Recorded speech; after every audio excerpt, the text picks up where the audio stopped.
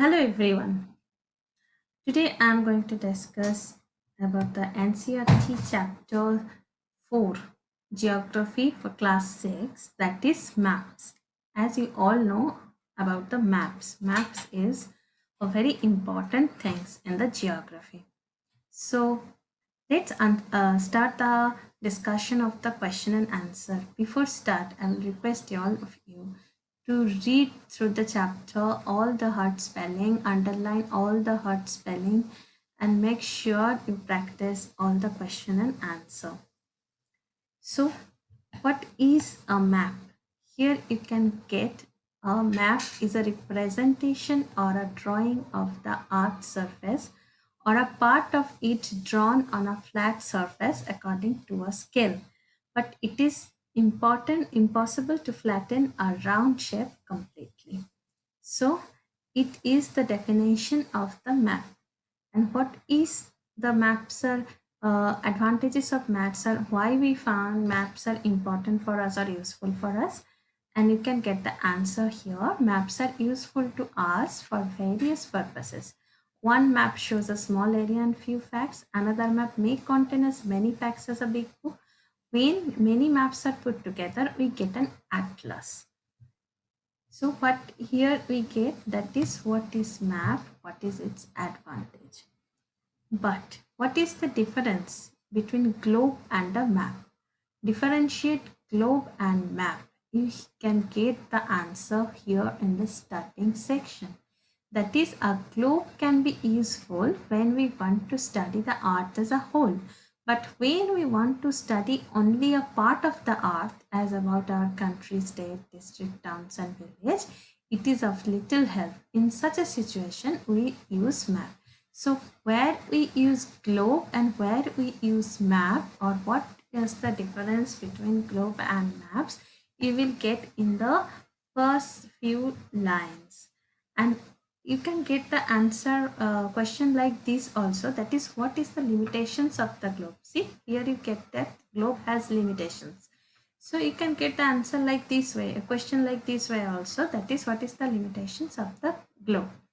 So what is the limitations of the globe? Then a globe can be useful when we want to study the earth as a whole, but when we want to study only a part of the earth, it is of little help. So it is the globe. And so from the first section, we get, from the first paragraphs, we get three questions. That is, what is map and what is its advantage, and how globe is different from map, and what is the limitations of the globes, like this. And next is, what is atlas? See, here you get the atlas. What do you mean by atlas? Another map may contents, that is, when many maps are put together, we get an atlas. Atlases are of various size, measurement, drawn on different scales. So it's a very short answer type question. That is, what is atlas? So you have to write like that. Maps are useful to us for various purposes. One map shows a small area and a few facts. Another map may contain as many facts as a big book. And when many maps are put together, we get an atlas. And atlases are of various sizes, measurement, drawn on the different scales. This answer should be perfect for your definition of atlas. Okay, then see what is the types of maps. So there are different types of maps, and there are two types of, that is, the physical maps and political maps, thematic maps. You can get all this maps. So how many types of map? What do you mean by physical maps? You have to write this. What do you mean by political maps? You have to write this. And what do you mean by thematic maps? You have to write this. See this. This is the another question. So that is, how many types of map and what is that? And see, there are some components of maps. So next question is, how many components of maps are there? And name the three components of maps, that is distance, direction, and symbol. Make sure this is a very important question for your MCQs.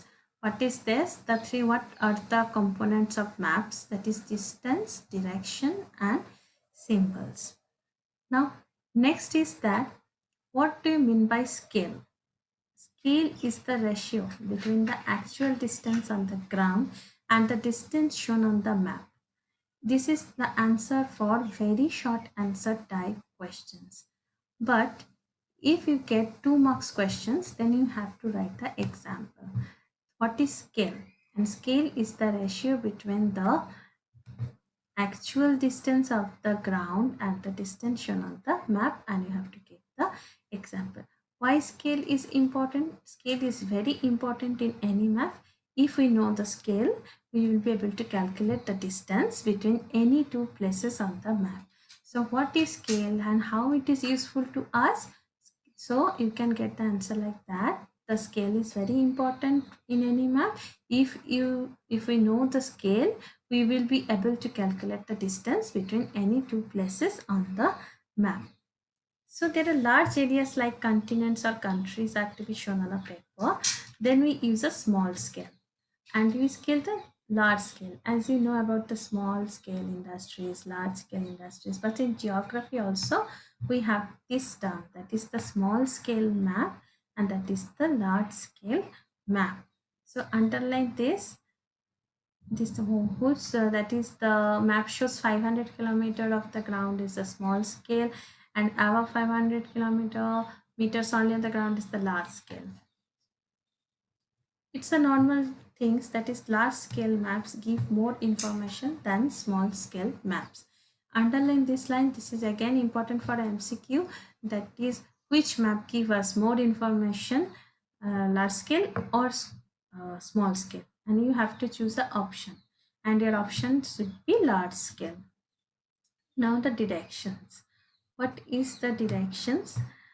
And the most map contain an arrow marked with the letter N at the upper right hand corner, and this arrow shows the north direction and it is called the north line. So when you know the art, you can find out other directions. For examples, east, west, and there are 4 major directions.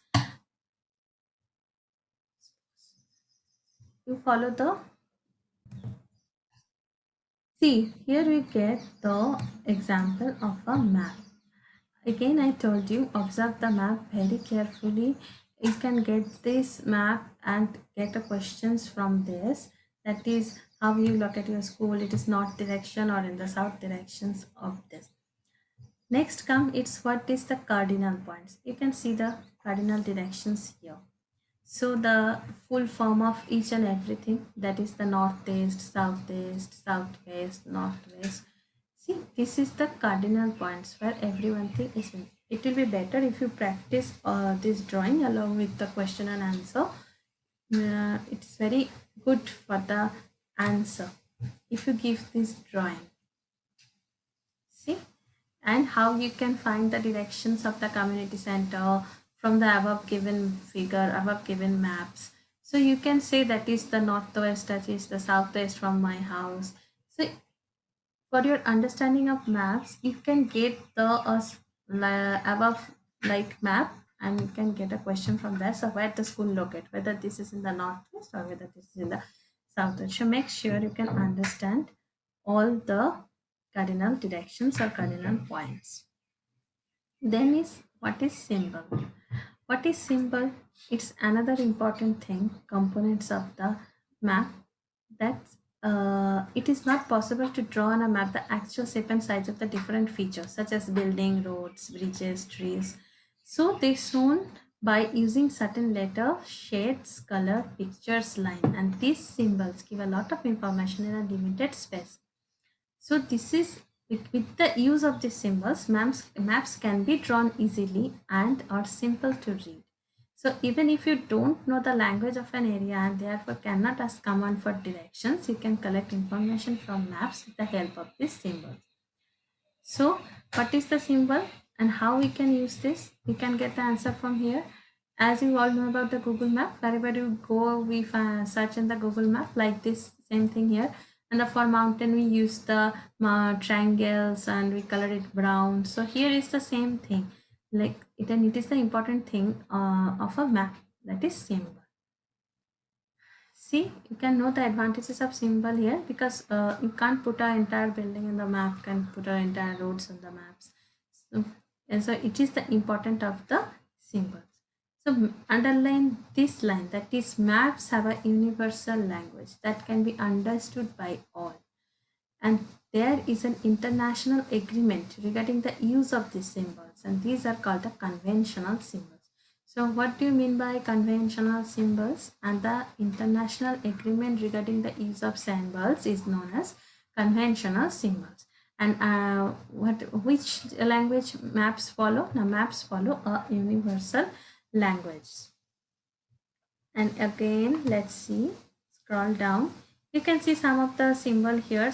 Make sure you remember few of them, so that whenever it is given in the question, that is, what do you mean by this symbol, what do you mean by that symbol, you can easily identify that this is means the railway line, this is means the river, this is ground, green grass means field, and etc. See, next is the sketch. What is sketch? A sketch is a drawing mainly based on memory and spot observation, and not to scale. Sometimes a rough drawing is required of an area to tell where a particular place is located with respect to other places.